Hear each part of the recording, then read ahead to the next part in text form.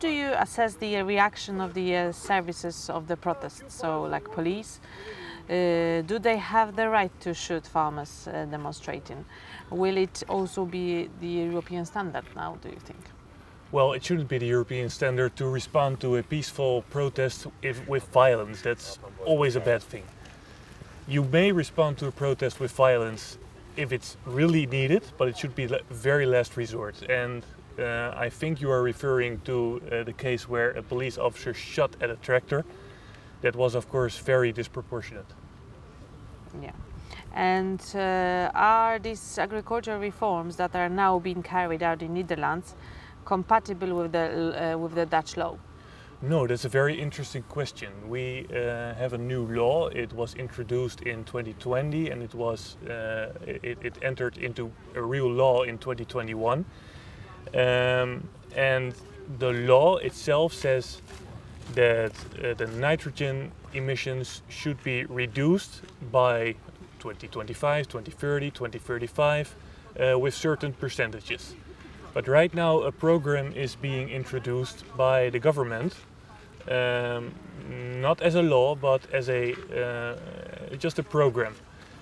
And that program tries to get the percentages higher than they are supposed to be according to the law. So it's a fundamental violation of the law, and therefore the rule of law is very much at danger.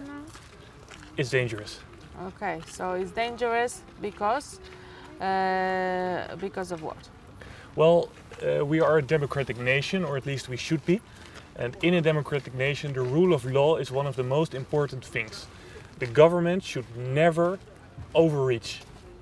Mm-hmm. Do you understand? It's very, very dangerous for democracy as a whole if the government overreaches. Yes, it is. And how legally can farmers defend themselves now? The only legal means is to peacefully protest, of course. And I think you have seen the recent roadblocks and the blocks of like the distribution centra of certain supermarket chains. It's really peaceful protests. Peaceful protests can be the reason. And there is any law cases now going on in the Netherlands, like farmers they do to government or to other people? Right now there are no cases pending as far as I know, but in the past 3-4 weeks there were a lot of cases where mayors, who are the competent authority regarding limitations to the right to protest, have tried to entirely forbid or very strictly limit the right to peacefully protest. They have all gone to court and they have all been won by the farmers. That's a good news. Yes. Okay, thank you very much, Max.